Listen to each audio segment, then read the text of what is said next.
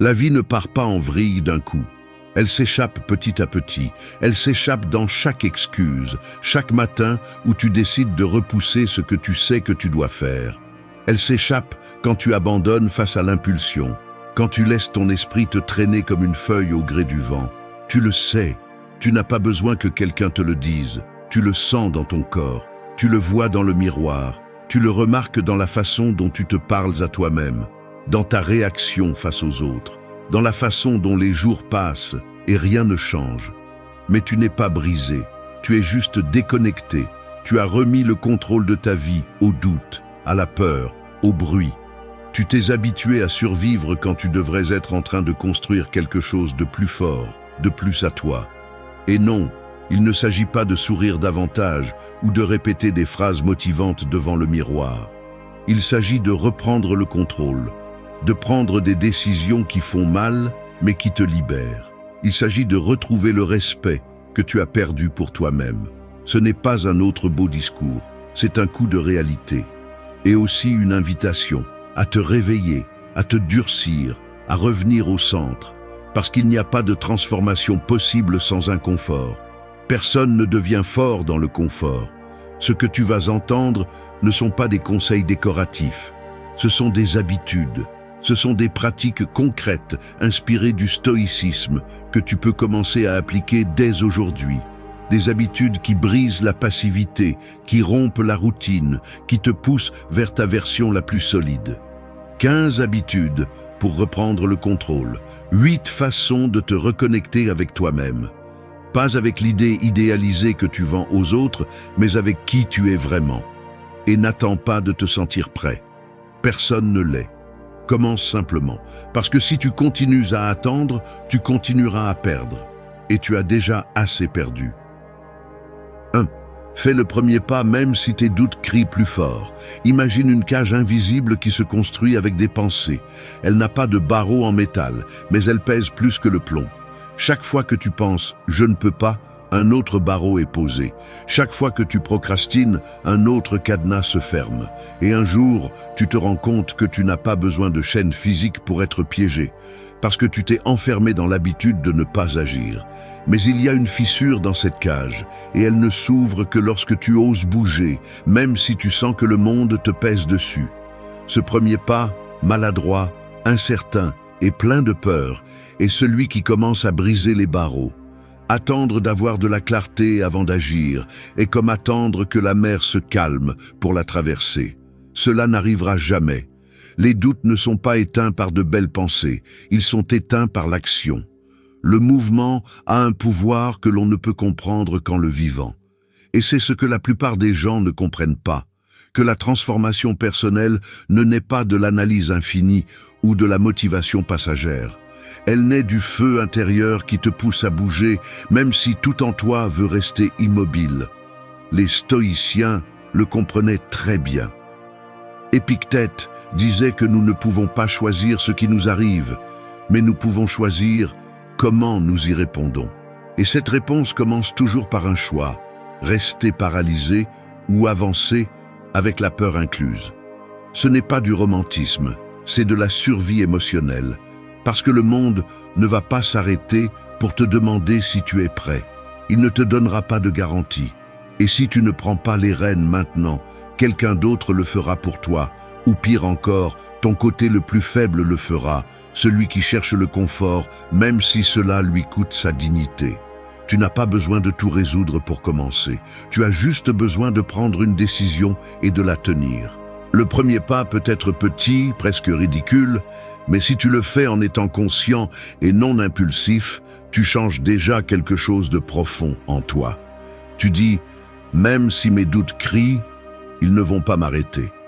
Cet acte, répété encore et encore, forme le caractère. Et le caractère est la base de toute vie forte. Personne ne va te sauver de l'immobilisme. Personne n'apparaîtra avec un manuel personnalisé pour ta vie. C'est à toi de le faire. À toi et à ta capacité de décider, même quand tu n'en as pas envie. C'est de cela qu'il s'agit la discipline stoïcienne. Non pas d'ignorer ce que tu ressens, mais d'agir à partir d'une partie plus haute, plus ferme, plus engagée dans ce que tu veux construire. Parce que si tu n'agis que lorsque tu es inspiré, tu avanceras comme un bateau sans gouvernail, poussé par le vent et non par ta volonté. La plupart échouent, non pas parce qu'ils manquent de talent, mais parce qu'ils ne se décident jamais, parce qu'ils restent coincés dans le plus tard, dans le quand je me sentirai prêt.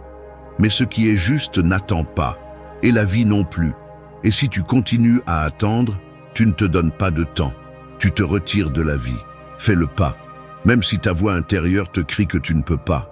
Même si tout ton corps demande à rester immobile.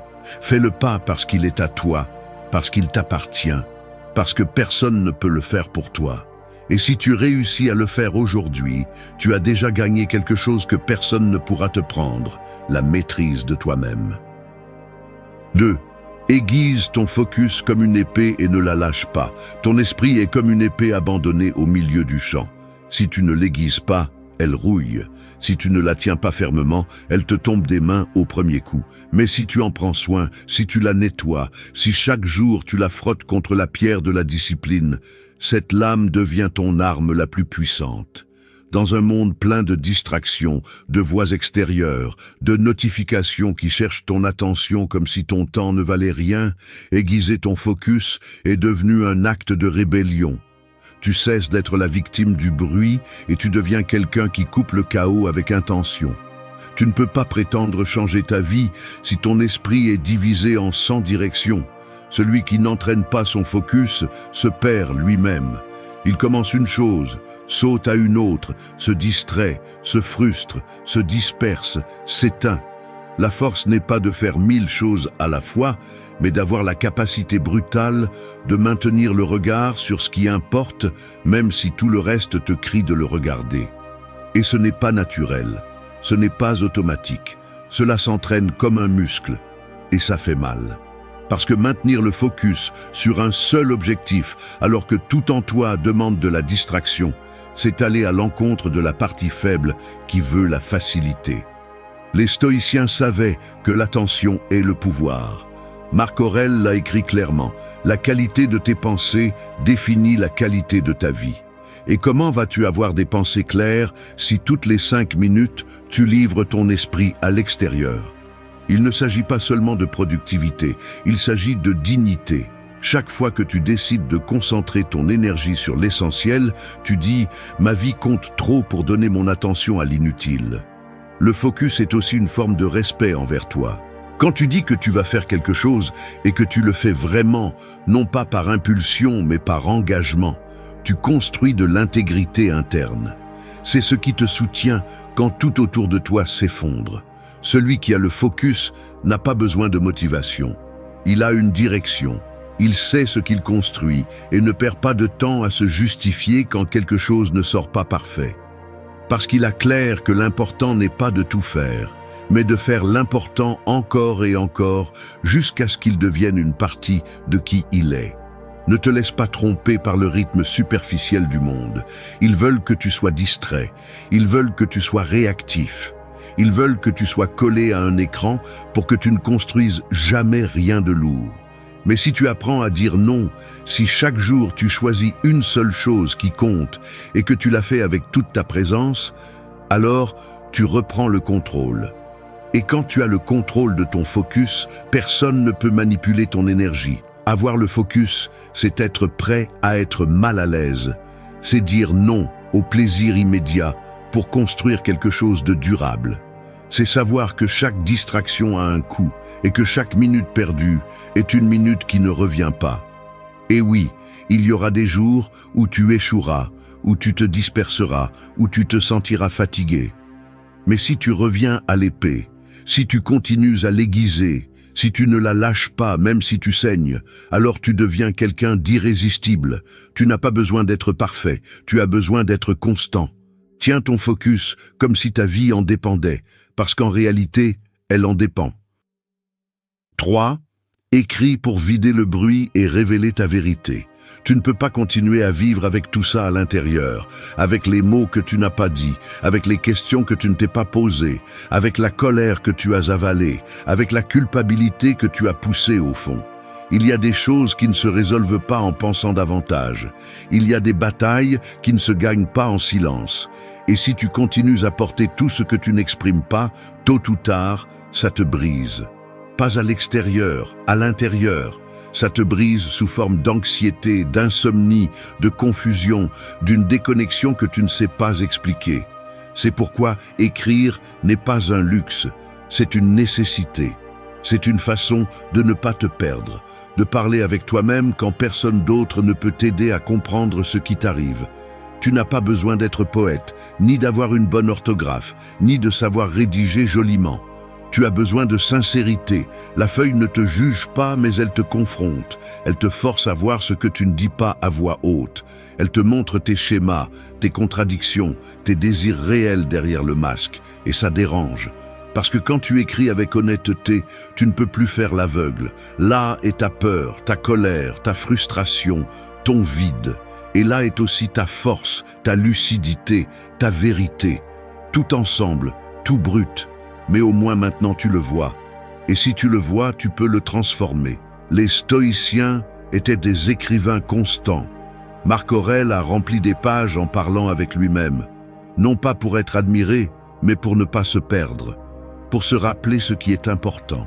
Pour se comprendre. Pour ne pas oublier le chemin au milieu du bruit. L'écriture était sa pratique spirituelle, son miroir interne. Et aujourd'hui, plus que jamais, nous avons besoin de ce miroir. Parce que chaque jour, le monde nous met dans la tête des idées, des émotions, des stimuli. Et si tu ne fais pas l'effort de nettoyer ton esprit, tu deviens un conteneur à déchets émotionnels sans t'en rendre compte. Écrire chaque jour, même une demi-page, même une seule phrase honnête, est un acte de pouvoir. C'est prendre le contrôle de ce qui est en toi. C'est dire « Je ne vais pas avaler ce chaos, je vais le sortir, je vais le comprendre, je vais le confronter. » Et dans ce processus, tu commences à découvrir ce qui compte vraiment pour toi. Parce qu'en surface, tu dis que tu veux la paix. Mais quand tu écris, tu découvres que tu as en réalité peur d'être seul. Tu dis que tu veux le succès. Mais en écrivant, tu admets que ce que tu cherches, c'est la validation. Et c'est bien, il ne s'agit pas de te juger. Il s'agit d'être réel, parce que de cette vérité, tu peux construire. La plupart des gens sont perdus non pas par manque de talent, mais par manque de contact avec leur intérieur. Ils veulent de la clarté mais ne font rien pour l'obtenir. Ils se sentent saturés mais ne déchargent pas. Ils vivent en pilote automatique, accumulant des pensées comme s'ils gardaient des choses inutiles dans une pièce qui n'a plus d'espace. Et puis ils se demandent pourquoi ils n'avancent pas, pourquoi ils ne se sentent pas vivants. La réponse est là, enterrée sous des couches de distraction. Seulement, ils ne s'assoient jamais pour la creuser. Tu n'as pas à montrer tes mots à personne. Ce n'est pas pour le monde, c'est pour toi. Pour te libérer, pour te connaître, pour arrêter de répéter des schémas qui ne te servent plus. Et si tu fais de cela une habitude, si tu t'assois chaque jour pour écrire sans filtre, sans fioriture, avec la crudité de quelqu'un qui est prêt à se voir vraiment, tu vas commencer à guérir des parties de toi que tu ne savais même pas être brisées. N'écris pas pour avoir raison. Écris pour arrêter de te cacher, parce que ce n'est que lorsque tu vides le bruit que tu peux entendre ce que ta vérité a à dire. 4. Réveille-toi avant que le chaos ne prenne ta place. Si la première décision que tu prends chaque matin est de te soumettre à la paresse, ne sois pas surpris si le reste de la journée ressemble à une série de petites défaites. Il ne s'agit pas seulement de se lever tôt, il s'agit de se lever avant tes excuses. Parce que si tu ne le fais pas, elles te devancent. Elles commencent à parler pour toi, à décider pour toi, à diriger ton humeur comme si elles étaient maîtresses de ta volonté.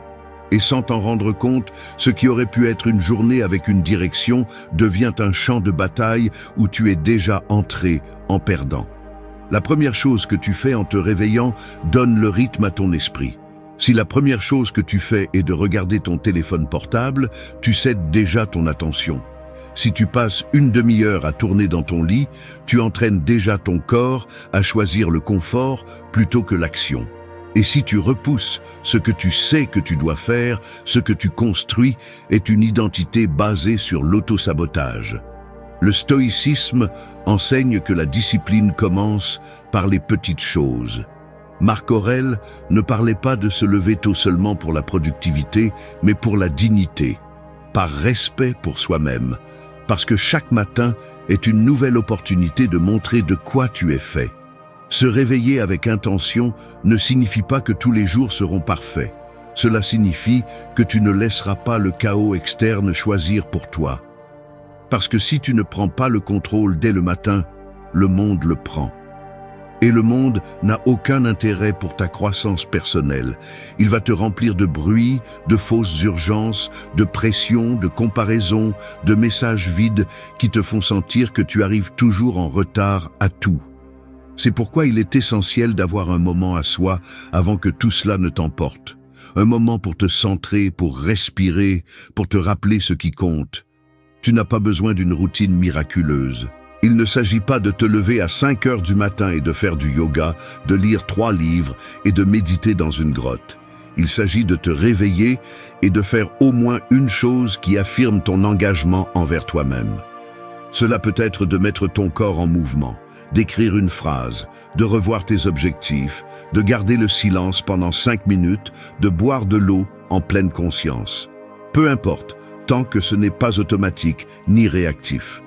Tant que c'est un acte de présence, parce que c'est là que commence la différence entre vivre à la dérive ou avec une direction. Ceux qui se réveillent tard dans leur esprit, même s'ils ouvrent les yeux tôt, sont ceux qui se perdent dans la confusion de la journée sans savoir comment ils y sont arrivés. Ce sont ceux qui se laissent entraîner par ce dont les autres ont besoin, parce que les réseaux leur imposent, parce que la routine leur dicte. Mais quand tu te réveilles avec intention, tu choisis. Tu choisis comment commence ta journée. Et même si tu ne contrôles pas tout ce qui se passe ensuite, tu sais au moins que tu ne t'es pas abandonné dès le départ. Personne ne peut construire une vie solide avec un esprit endormi. Et personne ne peut développer de la clarté si la première chose qu'il fait en se réveillant est de s'anesthésier avec de la distraction. La bataille commence en ouvrant les yeux. Et si tu t'habitues à la gagner chaque matin, il te sera plus facile de gagner les autres. 5. Sois brutalement honnête avec toi-même chaque matin. Si tu n'es pas capable de te dire la vérité quand personne ne te regarde, tu n'auras jamais le contrôle de ta vie. Tu peux tromper les autres, tu peux montrer une version améliorée de toi-même. Tu peux remplir tes journées d'activité pour ne pas avoir à penser, mais chaque matin, quand tu te réveilles, il y a un moment où tu ne peux pas échapper à toi-même. Dans cet instant de silence, soit tu fais face à ce que tu es vraiment, soit tu te caches à nouveau. Et celui qui se cache de lui-même tous les jours finit par devenir une ombre vide de ce qu'il aurait pu être. Ce n'est pas facile de se regarder sans filtre. Ce n'est pas agréable d'admettre que tu as échoué, que tu t'es menti à toi-même, que tu as évité ce que tu devais faire. Mais ce malaise est nécessaire, parce que c'est la seule façon de te reconstruire à partir de quelque chose de réel. L'honnêteté ne te détruit pas, elle te révèle, elle te montre où tu te tiens, sans fioriture, sans excuse. Et c'est ce dont tu as besoin si tu veux te transformer. Parce qu'on ne peut pas construire sur l'illusion. On ne peut construire que sur la vérité, aussi crue soit-elle. Les stoïciens ne parlaient pas de perfection, ils parlaient de vertu. Et la vertu commence par la sincérité. Épictète enseignait que le premier pas vers la liberté est de se connaître soi-même avec une totale clarté. Pas ce que tu sembles être, pas ce que tu aimerais être, mais ce que tu es vraiment aujourd'hui. Et cette connaissance n'arrive pas par magie. Elle arrive quand tu as le courage de te demander « Qu'est-ce que j'évite ? Où est-ce que j'échoue ? Quelle partie de moi suis-je en train de justifier au lieu d'affronter ?» La plupart des gens fuient ces questions parce qu'elles font mal. Mais la vérité ne fait mal qu'à ceux qui ne sont pas encore prêts à se transformer. Si tu oses te dire la vérité sans détour, tous les jours, tu deviendras plus fort que n'importe quel mensonge qui te dominait auparavant. Et tu n'as pas besoin d'écrire un essai sur toi-même. Il suffit de rester 1 minute en silence et de répondre avec une brutalité honnête. Est-ce que je vis comme je veux vivre ou est-ce que je survis simplement ? Est-ce que je fais ce que j'ai dit que je ferais, ou est-ce que je me trahis encore? Est-ce que je suis la personne que je respecte, ou est-ce que je fais juste le minimum? C'est inconfortable, mais c'est aussi libérateur, parce que quand tu arrêtes de te mentir à toi-même, tu reprends le pouvoir. Tu n'es plus à la merci de tes justifications ou de tes masques. Tu es face à toi-même, sans fioriture, sans justification, avec tout ce que tu es. Et de là, tu peux choisir clairement. Tu peux commencer à corriger le cap. Tu peux arrêter de répéter les mêmes erreurs déguisées en décisions. Tu n'as pas besoin de crier tes vérités au monde. Tu n'as pas besoin de confesser tes faiblesses à personne. Tu as juste besoin de t'asseoir avec toi-même et de ne plus te permettre de te mentir une seconde de plus. Parce que chaque petit mensonge interne est une fuite d'énergie, un trou qui te vole de la force, un point aveugle qui te rend vulnérable. Et celui qui s'habitue à vivre avec des mensonges internes finit par justifier sa médiocrité comme s'il s'agissait d'un choix. Sois brutalement honnête avec toi-même chaque matin, non pas pour te punir, mais pour te libérer. Parce que seul celui qui se voit tel qu'il est peut devenir quelqu'un de mieux. Et si tu ne peux pas te dire la vérité maintenant, alors tu choisis de rester une version qui ne te sert plus.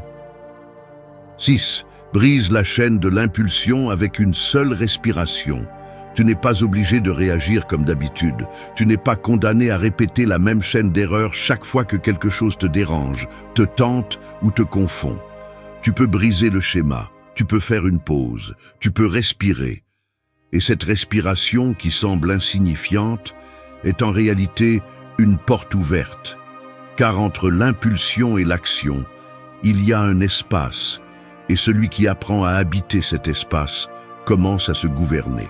La plupart des gens ne réagissent pas par choix, ils réagissent par habitude. Ils crient parce qu'ils ont toujours crié. Ils mangent par anxiété parce qu'ils l'ont toujours fait. Ils s'engagent dans des discussions inutiles, perdent du temps en distraction, se laissent emporter par des émotions momentanées. Et ensuite, ils regrettent. Mais il est déjà trop tard. Car l'impulsion, une fois activée, prend le contrôle si tu n'es pas là pour l'arrêter. C'est pourquoi le stoïcisme insiste tant sur la tempérance. Non pas pour réprimer ce que tu ressens, mais pour ne pas permettre à ce que tu ressens de t'emporter sans conscience. Épictète le disait clairement, personne ne peut te nuire sans ton consentement. Et bien souvent, tu es celui qui te nuit à toi-même parce que tu ne sais pas t'arrêter. Tu ne sais pas retenir ton doigt avant d'envoyer le message que tu n'aurais pas dû écrire. Tu ne sais pas fermer la bouche avant de dire quelque chose qui te coûtera cher. Tu ne sais pas retenir l'impulsion avant d'agir comme quelqu'un que tu essaies déjà d'arrêter d'être. Et ce n'est pas parce que tu ne peux pas, c'est parce que tu ne t'entraînes pas, parce que personne ne t'a appris à le faire. Mais tu peux apprendre. Et tout commence par un seul geste, t'arrêter une seconde et respirer. Tu n'as pas besoin de techniques avancées, tu as juste besoin de conscience. Avant de répondre, respire. Avant de décider, respire. Avant de te rendre, respire. Cette seconde peut sembler insignifiante, mais c'est le début d'une nouvelle réponse, d'une nouvelle version de toi. Tu ne réagis pas à partir de l'ancienne impulsion, tu choisis à partir du contrôle. Et cette habitude, répétée chaque jour, devient une nouvelle façon de vivre. Rompre avec l'impulsion ne signifie pas éteindre ce que tu ressens. C'est transformer cette énergie en quelque chose de plus utile. Au lieu de crier, tu choisis de parler fermement. Au lieu de manger par anxiété, tu choisis de marcher. Au lieu de procrastiner, tu choisis de commencer par le plus simple. Au lieu d'éviter, tu choisis de faire face. Et même si tu n'y arrives pas toujours, chaque fois que tu le fais, tu affaiblis la vieille chaîne qui te liait. Personne ne naît avec le contrôle de soi. Il se construit. Et il se construit dans les petits moments où tu pourrais répéter la même chose, mais tu décides d'interrompre le schéma. Parce que tu ne veux plus vivre en mode automatique, parce que tu ne veux plus être l'esclave de chaque émotion qui traverse ton corps, parce que tu en as assez de te donner des explications pour justifier des réactions que tu sais ne pas te représenter. L'impulsion veut que tu agisses maintenant, sans réfléchir. Elle veut que tu répètes ce qui est facile. Mais si tu respires avant d'agir, si tu introduis cet instant de pause, tu entraînes ta liberté. Tu construis ta maîtrise de toi. Tu dis « je peux ressentir cela et quand même faire ce qui est juste ». Et c'est l'une des formes les plus pures de pouvoir. Celui qui respire avant d'agir montre qu'il est éveillé, qu'il ne vit pas en réagissant comme un réflexe conditionné, qu'il a la force de rompre avec l'automatisme. Et dans cet instant de pause, une nouvelle vie commence. 7. Marche sans envie, car ce qui est juste n'attend pas. La vie ne va pas t'attendre jusqu'à ce que tu aies envie. Quand les choses comptent vraiment, tu ne peux pas laisser ton désir de bouger dépendre de tes émotions du moment. Il y a des jours où tu te sens comme si ton corps était un champ aride, sec, sans force pour faire un pas de plus. L'élan disparaît et tout ce qui reste est le poids de ce que tu sais que tu dois faire. Mais c'est justement là, dans ce moment de résistance, que ton caractère se définit. Parce que n'importe qui agit quand il se sent inspiré, mais seul celui qui a entraîné son esprit marche quand il n'a pas envie. Ce qui est juste ne s'arrête pas à cause de ton humeur. La discipline ne demande pas si tu es fatigué ou motivé. L'action juste sera toujours présente, t'appelant, t'attendant, te défiant. Et si tu continues à attendre le moment parfait, le moment où l'envie viendra d'elle-même, tu resteras au même endroit pendant longtemps. Parce que l'envie est éphémère. Parfois elle est là, parfois non. Mais l'engagement, la véritable force, est ce qui te maintient en mouvement lorsque la motivation t'a abandonné. Les stoïciens ne parlaient pas d'attendre d'avoir envie d'agir. Il y avait une clarté dans leur approche. Les actions justes doivent être faites indépendamment de ce que tu ressens. Marc Aurèle s'écrivait à lui-même pour se rappeler qu'il devait rester ferme, même si ses émotions le poussaient dans une autre direction. Il ne s'agissait pas d'agir seulement quand il en avait envie, mais d'agir par respect pour ses principes, quel que soit le climat émotionnel. Et c'est là la véritable pratique, faire ce qui doit être fait simplement parce que c'est juste, même quand tout en toi demande que tu t'arrêtes. Il n'est pas nécessaire d'avoir une énergie débordante. Ce qu'il faut, c'est le pouvoir de continuer même si tu ne ressens rien, parce que chaque fois que tu fais un pas, même lent, même sans envie, tu fais la différence. Les gens pensent que le succès vient seulement des grands moments d'inspiration. Mais la réalité est que ce qui te mène vraiment là où tu veux être, ce sont ces moments où tu décides de continuer, même quand tout semble t'indiquer que tu devrais t'arrêter. La plupart des gens stagnent parce qu'ils attendent le bon moment, le jour où tout s'emboîte. Mais ce moment n'arrive jamais. Ce qui compte vraiment, c'est la constance. Agir tous les jours, peu importe comment tu te sens.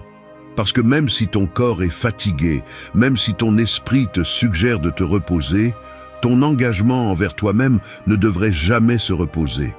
La véritable force réside dans le fait de ne pas s'arrêter. Il ne s'agit pas de courir avec enthousiasme tous les jours, mais de marcher avec détermination même si tu n'as pas envie. L'élan disparaît, mais la discipline te soutient. Parce que si tu ne continues pas quand tu n'as pas envie, tu ne sauras jamais jusqu'où tu aurais pu aller. 8. Arrête d'esquiver la tempête et apprends à marcher à l'intérieur. Il est facile de fuir, la plupart le font. Il est facile d'éviter ce qui te met mal à l'aise, ce qui te fait peur, ce qui te rend vulnérable. Le problème est que le refuge du confort est un mensonge qui te maintient lié. Chaque fois que tu choisis de rester dans ta zone de confort, tu choisis de rester la même personne qu'hier, coincé dans les mêmes excuses, en évitant les mêmes peurs. Et tu te trompes toi-même en te disant que c'est le plus sûr, le plus sensé. Mais la vérité est que le confort te maintient petit. La vie n'est pas facile, et si tu cherches toujours à échapper à ce qui te défie, tu vas manquer ce qui peut vraiment te faire grandir. Les tempêtes vont arriver, toujours. Elles peuvent être externes, un échec, une crise, un problème inattendu, ou interne, tes insécurités, tes doutes, cette peur qui te paralyse. Mais peu importe d'où vient la tempête, ce qui compte, c'est comment tu l'affrontes. Si tu continues à l'esquiver, si tu continues à chercher à l'éviter à tout prix, tu vas rester où tu es, coincé dans la routine de la peur et de la médiocrité. La vie ne va pas t'attendre jusqu'à ce que tu te sentes prêt. Elle ne va pas te demander si tu es préparé. Et si tu continues à éviter ce qui te fait peur, tu resteras toujours à la surface, sans savoir ce dont tu es vraiment capable. Le stoïcisme t'apprend à accepter la tempête comme une partie du processus. Il te dit que le chaos est inévitable, que les difficultés sont l'essence même de la croissance. Et le plus important, il te dit que la seule façon de sortir plus fort est de faire face à ce que tu crains. Il ne s'agit pas d'attendre le moment où tout s'emboîte parfaitement. Ce moment n'arrive jamais. Il s'agit de prendre ce que tu as maintenant et d'avancer, même lorsque le vent frappe fort. Parce que ce dont tu as vraiment besoin, ce qui va te transformer, est juste de l'autre côté de la peur. Il n'attend pas que tout soit facile. Il attend que tu décides de franchir la ligne. Quand tu décides de marcher au milieu de la tempête, au lieu de fuir, tu fais face à ton véritable pouvoir. Il ne s'agit pas d'être parfait. Tu n'as pas besoin d'avoir toutes les réponses. Tu n'as même pas besoin de savoir comment tout va se terminer. Tu as juste besoin de décider que tu vas y faire face, que tu ne vas pas continuer à fuir. Parce que c'est dans ces moments d'inconfort que naissent les meilleures versions de nous-mêmes.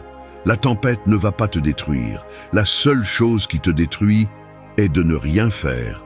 C'est de rester immobile, en attendant que tout se résolve tout seul.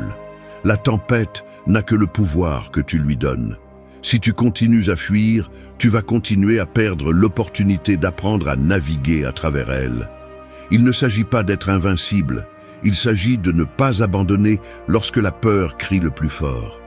La vie va continuer à te défier et chaque fois que tu le fais plus grand, la tempête va frapper plus fort.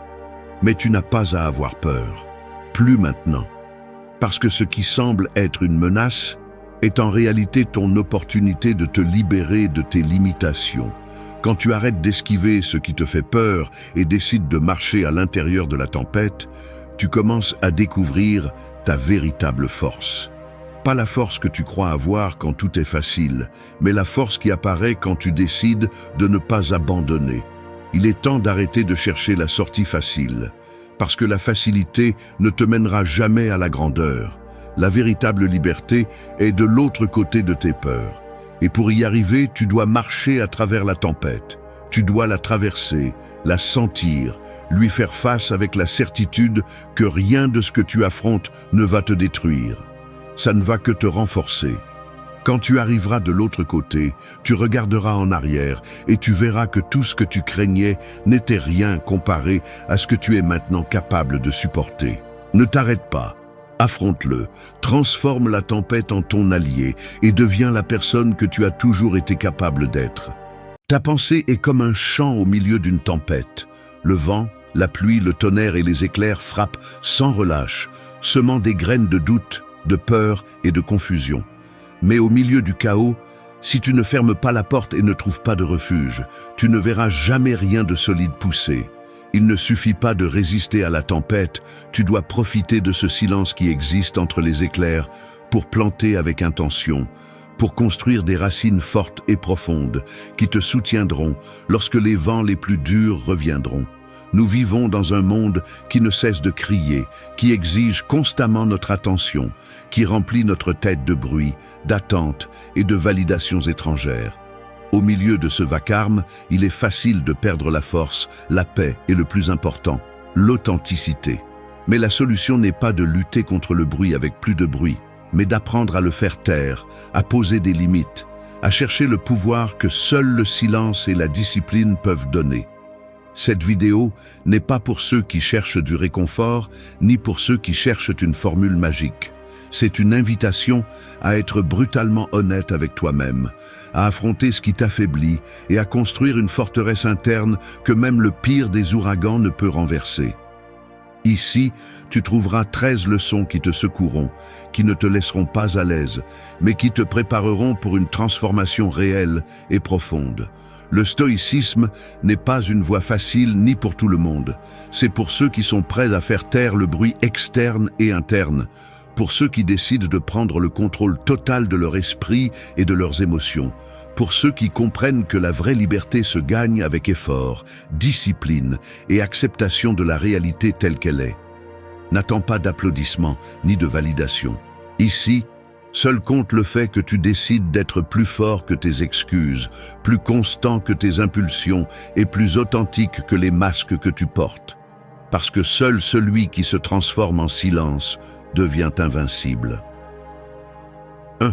Ferme la porte au bruit qui t'affaiblit.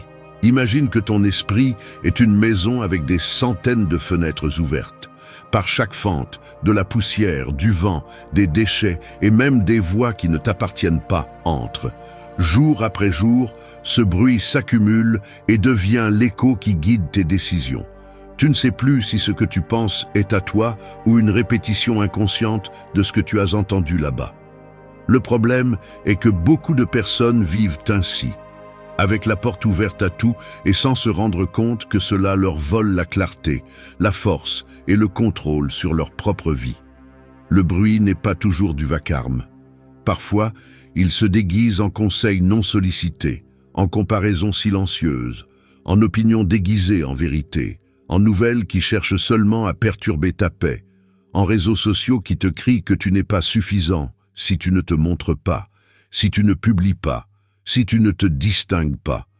Le bruit peut être cette habitude de vérifier le téléphone dès que tu ouvres les yeux, ce besoin d'être disponible tout le temps, cette impulsion de répondre à tout, même si cela ne t'intéresse pas. C'est une invasion constante qui te déconnecte de toi-même. La première étape vers une vie plus forte et authentique n'est pas de faire plus, c'est de laisser entrer moins. C'est fermer la porte avec intention, non avec peur. Fermer la porte ne signifie pas t'isoler, cela signifie protéger ton énergie, ton focus et ton équilibre. Cela signifie que tu cesses d'être une antenne qui capte tout pour devenir un filtre qui ne laisse passer que ce qui te nourrit. Cela signifie que tu choisis le silence comme refuge, non comme punition. Le stoïcisme enseigne à ne pas réagir immédiatement, à observer avant de parler, à se taire lorsque le monde est en flammes, parce que tu sais que crier n'éteint pas les incendies. Cette sagesse ancienne est plus nécessaire que jamais. Tu ne peux pas construire un esprit fort si tu permets à tout d'entrer. Tu as besoin d'ordre, de limites, d'intention. Tu ne peux pas entraîner la sérénité si tu consommes le chaos dès le début de la journée. Veux-tu changer ta vie? Commence par surveiller ce que tu consommes, ce que tu permets, ce que tu laisses entrer sans questionner. Si quelque chose ne te construit pas, cela te détruit lentement. Ferme la porte à ces conversations vides, à ces discussions sans but, à ces personnes qui ne savent que parler, mais n'écoutent jamais. Ferme la porte au besoin d'être au courant de tout, car la plupart des choses ne changent pas ta vie. Elles occupent seulement de l'espace dans ton esprit. Cultiver une vie plus forte commence au seuil de ton attention. Choisis avec sagesse à quoi tu donnes ton regard, ton temps, ton énergie. Lorsque tu apprends à fermer la porte au bruit, tu ouvres une porte plus puissante, celle qui te connecte à toi-même. Là est ta force. Là est ton authenticité. Là est le silence qui ne se tait pas, mais qui ordonne, qui guérit, qui éclaire. Tu n'as pas besoin d'expliquer à quiconque pourquoi tu décides de t'éloigner du bruit. Tu n'as pas à justifier ton silence, ni à demander la permission de protéger ta paix. Les gens qui vivent endormis te diront que tu exagères, que tu es froid, que tu t'isoles, mais tu ne le fais pas pour t'éloigner du monde. Tu le fais pour pouvoir marcher à l'intérieur de lui sans te perdre. Parce que le monde ne se tait pas. Mais toi, tu peux choisir qui tu écoutes et qui tu n'écoutes pas. Et quand tu le fais, le chaos extérieur ne contrôle plus la tranquillité intérieure. Alors aujourd'hui, prends une décision. Ferme cette porte et ne la rouvre pas par pitié, par culpabilité ou par habitude. Ton esprit n'est pas une poubelle, c'est ton temple. Et qui y entre doit le mériter. 2. Fais de l'effort ton temple sacré. Il y a des vies qui ressemblent à une statue de marbre non sculptée. Elles ont une forme, un poids, même une présence, mais manquent de définition, de but, d'intention. Et ce n'est pas parce qu'elles n'ont pas de potentiel, c'est parce que personne n'a pris le ciseau de l'effort pour les sculpter. Chaque jour que tu choisis le confort, le marbre durcit un peu plus. Chaque fois que tu repousses ce qui est important, ton image devient plus floue. Ce n'est que lorsque tu décides de te sculpter chaque jour, avec douleur, patience, discipline, que commence à émerger la version de toi que tu mérites d'être. Le problème, c'est qu'on nous a vendu l'idée que tout doit être facile, rapide et confortable, que si quelque chose te coûte, ce n'est pas pour toi, que si tu n'as pas envie, il vaut mieux ne pas le faire. Mais la vérité est autre. Tout ce qui a de la valeur fait mal, tout ce qui transforme est inconfortable, et tout ce qui te construit exige. Tu ne peux pas vouloir un esprit fort avec des habitudes faibles. Tu ne peux pas prétendre avoir la paix si tu n'es pas prêt à porter le poids de ta propre discipline. Personne ne fera le travail à ta place. Personne ne se battra tes batailles internes. L'effort n'est pas une option, c'est le prix de la liberté. Le stoïcisme ne cherche pas à ce que tu te punisses ou que tu souffres pour souffrir. Mais il exige une chose, que tu sois capable de faire ce qui est juste, même quand tu n'en as pas envie. Parce que le caractère ne se forge pas dans la motivation, il se forge dans la constance. Il est facile d'agir quand tout va bien, quand il y a de l'énergie, quand il y a de l'envie, mais ce qui te fait vraiment monter en flèche, c'est de continuer à agir quand tu es fatigué, frustré, quand personne ne te regarde et que ton corps te demande d'abandonner. C'est là que la fantaisie se sépare de l'engagement. C'est là que commence ta véritable transformation. L'effort n'a pas besoin d'être grandiose ni spectaculaire. Tu n'as pas besoin de faire de grands sauts ni de tout accomplir d'un coup.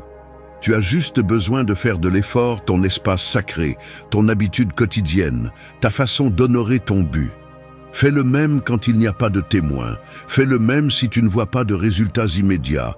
Fais-le parce que tu sais que chaque petit acte de discipline, chaque minute que tu choisis d'avancer au lieu d'abandonner, construit quelque chose de plus grand que toi.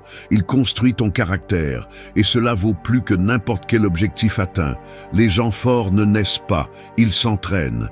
Et cet entraînement n'a pas lieu dans des gymnases de luxe ou lors de retraites spirituelles. Il a lieu quand tu décides de faire ce qui est difficile sans te plaindre, quand tu choisis le chemin le plus long sans chercher de raccourci, quand tu comprends que ton effort quotidien est la seule garantie que tu ne dépendras jamais de la chance, du hasard ou de la validation externe. L'effort te donne quelque chose que rien d'autre ne peut te donner, une véritable confiance. La certitude que tu es prêt pour ce qui vient, parce que tu t'es forgé toi-même dans le feu de l'action constante. Fais de l'effort ton temple, un lieu où les excuses ne sont pas négociables, où le confort n'est pas adoré, où il n'y a pas de place pour la paresse déguisée en repos. Dans ce temple, on n'entre pas avec peur, on entre avec intention, parce que celui qui honore son effort, honore sa vie, et celui qui en fait sa religion personnelle, cesse de chercher des miracles à l'extérieur et commence à les construire de l'intérieur.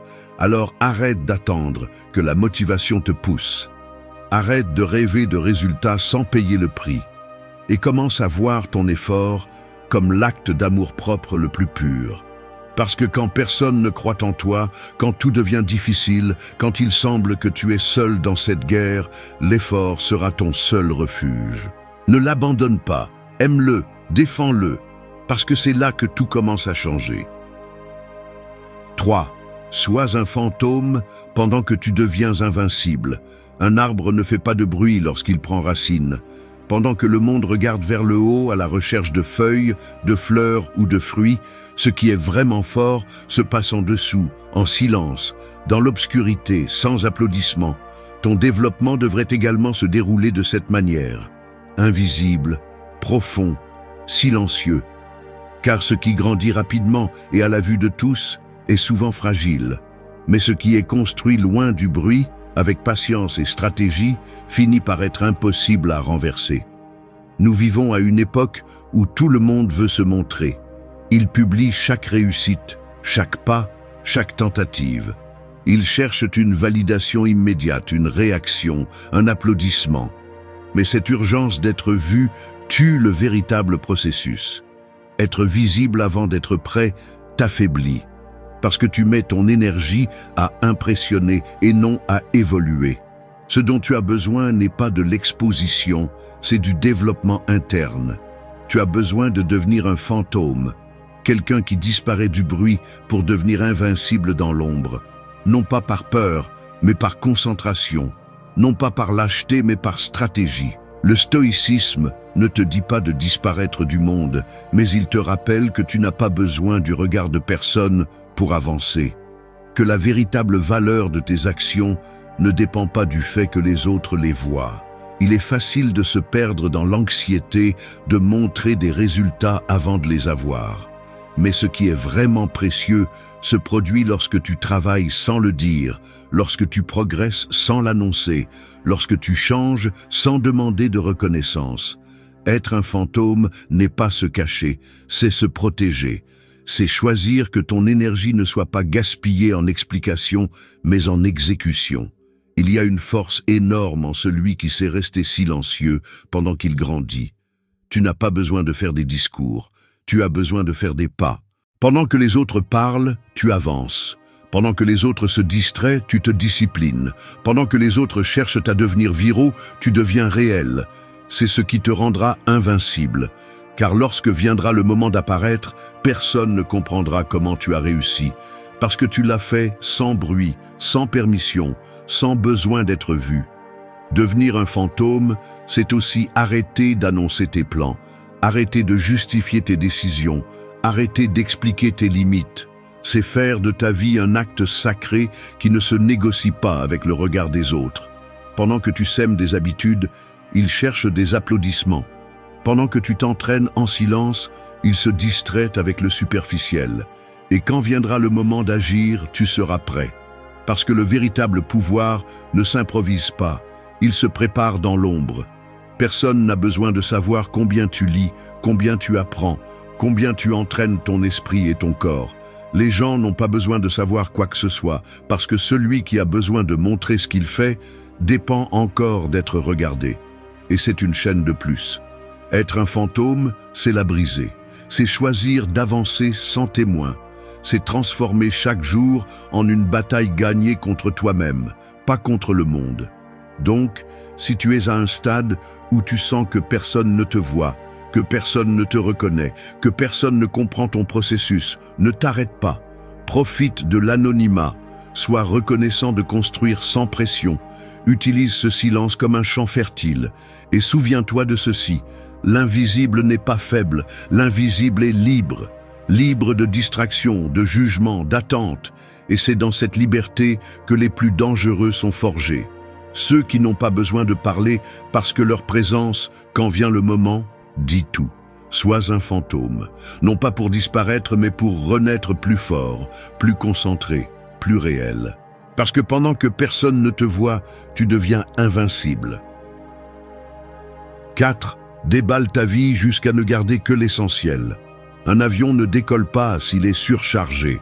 Peu importe la puissance de ses moteurs, la préparation du pilote ou la clarté de la route, s'il porte plus de poids qu'il ne peut en supporter, il ne volera tout simplement pas. Et il en va de même pour toi. Peu importe ton talent, ton envie ou les objectifs que tu rêves d'atteindre, si tu es rempli de choses qui ne te servent plus, tu ne décolleras jamais. Tu resteras coincé sur la piste, regardant les autres avancer pendant que tu te demandes pourquoi rien ne change. La réponse est simple. Tu portes trop de poids. Ta vie est saturée. Pas seulement d'objets, mais aussi de pensées inutiles, de relations qui ont déjà fait leur temps, de promesses vides, de responsabilités qui ne te reviennent pas, de peurs héritées, d'idées que tu n'as jamais remises en question. On nous a fait croire que plus nous accumulons, plus nous valons. Mais la vérité est que le pouvoir réside dans ce que tu choisis de laisser derrière toi. Le bruit ne vient pas toujours de l'extérieur. Parfois, le véritable chaos est en toi, déguisé en « je dois » ou « je ne peux pas lâcher ça encore ». Le stoïcisme t'apprend à distinguer l'essentiel de l'accessoire, le vital du superficiel. Il ne s'agit pas de vivre avec peu par mode, mais de vivre avec un but. Parce que ce qui occupe de l'espace sans apporter épuise. Ce qui reste par habitude corrompt. Et ce que tu continues à porter par peur, tôt ou tard, te brise. Si tu veux une vie forte, sereine et authentique, tu as besoin de faire l'inventaire. Tu as besoin de t'asseoir avec toi-même et de commencer à déballer ce qui ne t'appartient plus, ce qui ne vibre plus avec ce que tu es aujourd'hui. Tu ne peux pas construire de la clarté si tu es saturé de tout ce que tu as été, de tout ce que tu as prétendu être ou de tout ce qu'on t'a imposé. Déballer ta vie n'est pas renoncer, c'est reprendre le pouvoir. C'est avoir le courage de dire « cela ne me sert plus » et de le lâcher sans culpabilité. Tout ce qui a bien commencé n'a pas à continuer. Toute relation n'a pas à être maintenue. Tout projet n'a pas à aller jusqu'au bout. Le poids émotionnel, mental et spirituel que tu traînes chaque jour sans te poser de questions est le même qui t'empêche d'avancer avec détermination. Quand tu lâches, tu récupères de l'énergie. Et quand tu récupères de l'énergie, tout se transforme. Ce point ne parle pas de nettoyer ta chambre, il parle de nettoyer ton intérieur, de faire taire les voix qui te poussent à soutenir ce qui n'a plus de sens, de lâcher les attentes sociales que tu n'as jamais demandées, de stopper le cycle d'accumulation par peur de ne pas avoir. Parce que la véritable abondance n'est pas d'avoir tout, c'est d'avoir ce qu'il faut et de savoir que c'est suffisant. Le chaos mental se met en ordre lorsque tu choisis en conscience. Et la conscience commence lorsque tu oses regarder ce dont tu as vraiment besoin pour vivre, pas pour impressionner. Fais-le avec courage. Regarde tes liens, tes routines, tes habitudes. Demande-toi ce qui t'ajoute et ce qui te soustrait, ce qui te pousse et ce qui t'ancre, ce qui te libère et ce qui t'enferme. Déballer n'est pas une perte, c'est une déclaration. C'est dire, à partir de maintenant, je marche léger, mais avec un poids intérieur. Parce que ce qui te soutient n'est pas tout ce que tu portes, mais tout ce que tu es lorsque tu n'as plus besoin de temps. La légèreté n'est pas une faiblesse, c'est du pouvoir raffiné. C'est une véritable liberté. Alors lâche, lâche même si ça dérange, même si ça te laisse seul pour un moment, même si ça te fait peur de regarder cet espace vide, parce que cet espace est le début d'une vie plus authentique. Et une fois que tu oses vivre avec seulement l'essentiel, rien ni personne ne pourra te traîner à nouveau. 5. Marche au rythme de ton âme, pas du monde. Imagine un énorme tambour qui marque le pas d'une foule. Il frappe sans relâche, imposant vitesse, direction et cadence. Un après l'autre, tous suivent le même rythme, sans le remettre en question, sans s'arrêter, sans écouter autre chose. Et au milieu de ce vacarme, ton cœur bat différemment. Il ne correspond pas à ce tambour, il ne vibre pas à ce rythme. Mais au lieu de faire confiance à ce battement unique, tu le tais. Pour t'adapter, tu te forces à marcher au pas des autres et tu commences à te perdre. Le monde impose un rythme effréné qui consomme sans pitié. Il exige des résultats immédiats, des décisions hâtives, une présence constante, une productivité sans relâche. Si tu ne réponds pas instantanément, tu es laissé pour compte. Si tu ne progresses pas comme les autres, tu sembles être un échec. On te fait sentir que tu es en retard, que tu dois courir, que tu ne peux pas t'arrêter. Mais la vérité est celle-ci, plus tu suis rapidement ce rythme externe, plus tu te déconnectes de toi-même. Ce n'est pas ton corps qui s'épuise, c'est ton âme, car elle n'a pas été faite pour courir après ce qui ne lui appartient pas. Le stoïcisme te rappelle que le véritable pouvoir réside dans le fait de savoir qui tu es et d'agir en conséquence.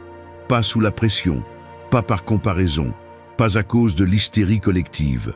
Marcher au rythme de ton âme signifie reprendre le contrôle de tes pas, réécouter ta voix intérieure et arrêter de mesurer ta valeur à l'aune de l'horloge des autres. Tu n'as pas besoin de courir pour prouver que tu es en vie. Tu as besoin de marcher avec un but pour sentir que tu es éveillé. Le problème est qu'on t'a appris que s'arrêter, c'est perdre, que aller lentement, c'est échouer, que écouter ton corps, c'est être faible. Mais c'est tout le contraire. Seul le fort sait faire une pause sans se sentir coupable. Seul celui qui se connaît sait quand avancer et quand résister à l'impulsion de bouger par peur. Marcher au rythme de ton âme ne signifie pas fuir le monde. Cela signifie ne pas laisser le monde te traîner vers une version de toi que tu n'as pas choisie. Alors que d'autres courent en cercle, tu peux avancer en ligne droite. Alors qu'ils cherchent à impressionner, tu peux chercher à comprendre. Alors qu'ils s'épuisent à répondre aux attentes des autres, tu peux respirer, réajuster et marcher avec clarté. Parce que ce n'est pas le pas rapide qui te mène loin, c'est la bonne direction. Et cette direction n'apparaît que lorsque tu baisses le volume du monde et augmentes le volume de ta vérité. Il ne s'agit pas de conformisme, mais d'alignement. Il ne s'agit pas de t'arrêter par confort, mais de bouger avec un sens. La constance ne se mesure pas en vitesse, mais en intention. Ne confonds pas le bruit avec le progrès, ne confonds pas le mouvement avec le but. La pression externe est un piège déguisé en motivation. Celui qui court toujours sans s'arrêter finit par être vide, brûlé, déconnecté. Celui qui marche au rythme de son âme peut sembler lent, mais il ne perd jamais son cap. Réclame ton rythme, récupère-le. Ferme les yeux et demande-toi ce que tu fais juste pour te conformer, ce que tu forces par peur de ne pas t'adapter, ce que tu sacrifies pour courir avec un troupeau qui ne sait pas où il va. Arrête-toi si tu en as besoin, respire, écoute, parce que c'est seulement dans le silence que tu trouveras le vrai tempo de ta vie. Et quand tu le trouveras, protège-le comme si c'était du feu. Ne le négocie pas, ne le justifie pas, marche avec lui. Parce que ceux qui marchent à partir de l'âme n'ont pas besoin d'arriver les premiers, ils ont juste besoin d'arriver en étant eux-mêmes. Et cela, dans un monde où presque personne ne s'écoute, est le plus grand acte de pouvoir. 6. Fais en sorte que ta constance parle plus fort que ton talent. Un marteau ne brise pas la pierre en un seul coup. À première vue, il semble que ce soit ce dernier impact qui l'a fendu en deux. Mais la vérité est autre. La vérité est que chaque coup précédent a affaibli un peu la structure, même si cela ne se voyait pas. Et c'est exactement ce que fait la constance. Elle travaille en silence, érode l'impossible, construit ce que le talent seul ne peut jamais soutenir. Le monde est obsédé par le talent. Il récompense ce qui est brillant, rapide, ce qui se distingue immédiatement. Mais ce qui laisse vraiment une trace, ce qui reste lorsque tout le reste s'éteint, c'est la discipline. Parce que le talent éblouit, mais la constance transforme. Tu peux avoir des dons incroyables, un esprit vif, une sensibilité hors du commun, mais si tu n'es pas capable de répéter, d'insister, d'être là quand personne d'autre ne l'est, tout ce talent devient du potentiel gaspillé. Le stoïcisme ne te demande pas d'être le meilleur, il te demande d'être constant. Que tu fasses ce qui est juste encore et encore, même quand il n'y a pas de motivation, quand le corps est lourd, quand les résultats tardent. Parce que c'est ce qui forge le caractère, non pas l'étincelle du moment, mais le feu qui se nourrit quotidiennement. Peu importe si tu avances peu. Ce qui compte, c'est que tu ne t'arrêtes pas, que tu te relèves quand tu tombes, que tu continues quand tout brûle, que tu répètes ton intention jusqu'à ce qu'elle devienne une partie de toi. Beaucoup tombent parce qu'ils attendent des résultats rapides. Ils se frustrent au premier obstacle, ils abandonnent lorsque le processus devient inconfortable. Mais tu n'es pas ici pour être un de plus qui essaie. Tu es ici pour devenir quelqu'un qui persiste. La constance est ce qui fait que le corps se modèle, que l'esprit se taille, que l'esprit se durcit. Ce n'est pas le talent qui construit des empires, c'est la capacité de répéter ce qui est nécessaire jusqu'à ce que ça fonctionne. Ne sous-estime pas le pouvoir de la simplicité faite avec discipline. Un pas quotidien, une amélioration minimale, un acte de volonté répété peut changer ta vie plus que n'importe quel éclair de génie. La constance n'a pas besoin de témoins, elle a besoin d'engagement. Elle n'a pas besoin de reconnaissance, elle a besoin de direction. Et quand tu choisis ce chemin, quand tu décides d'être constant même si personne ne te regarde, ton énergie change, ton environnement change, tu changes. Alors laisse ton talent se taire et laisse ta constance parler pour toi. Que cela se voie dans ta discipline, dans ton focus, dans tes résultats. Que tu ne sois pas celui qui promet, mais celui qui tient. Celui qui ne brille pas d'un coup, mais qui résiste jusqu'à devenir inébranlable. Parce que dans un monde de talents impatients, celui qui reste ferme est celui qui finit par conquérir. 7.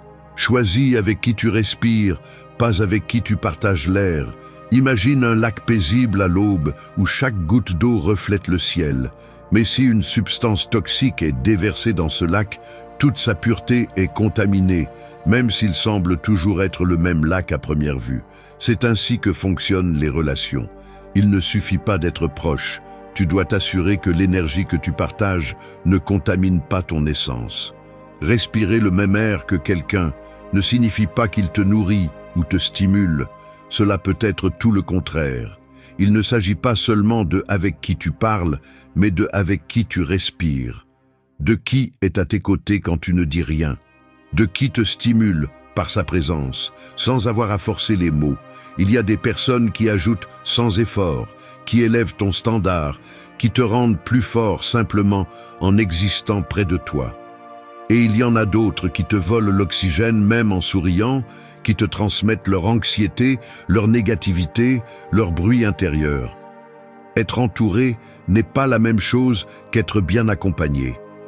Le stoïcisme te rappelle que ton environnement façonne ton esprit, que les pensées qui habitent en toi sont souvent entrées par la porte des conversations, des compagnies, des liens que tu tolères par habitude ou par peur d'être seul. Mais tu n'es pas venu dans cette vie pour t'adapter à l'énergie la plus basse de la pièce. Tu es venu pour protéger ta paix, pour élever ta discipline, pour prendre soin du feu intérieur que tant de gens essaient d'éteindre sans s'en rendre compte. Choisir avec qui tu respires est un acte de responsabilité. Ce n'est pas de l'égoïsme, c'est de la survie. Parce que tes objectifs, ton énergie, ton focus, tout cela est affecté par ceux qui t'entourent.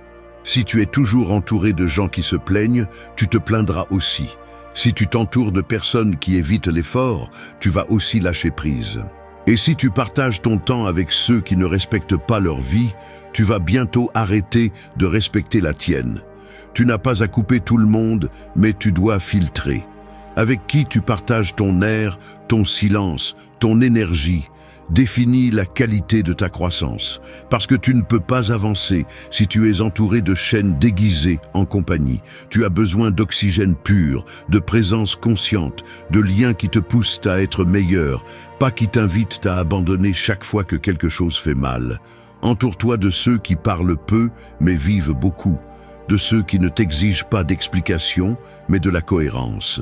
De ceux qui n'ont pas besoin de te voir tomber pour se sentir grand. Parce que quand tu choisis avec qui tu respires, tout dans ta vie commence à changer. Ton esprit s'éclaircit, ton corps s'allège, ton âme cesse d'être sur ses gardes tout le temps. Et dans cet espace, tu peux finalement grandir sans friction. Alors regarde bien, ce n'est pas seulement avec qui tu parles, c'est avec qui tu partages le silence. Ce n'est pas seulement qui t'accompagne, c'est qui te respecte dans tes processus. Ce n'est pas qui est là, c'est qui ajoute. Et quand tu comprendras, tu arrêteras de forcer des liens vides et tu commenceras à construire des connexions qui te donnent la vie. Parce que celui qui respire avec toi en paix ne sera jamais un obstacle, il sera une impulsion. 8. Brise le sort de l'attente éternelle. Imagine être coincé dans une salle de miroir où chaque reflet te promet que la sortie est juste après le prochain virage.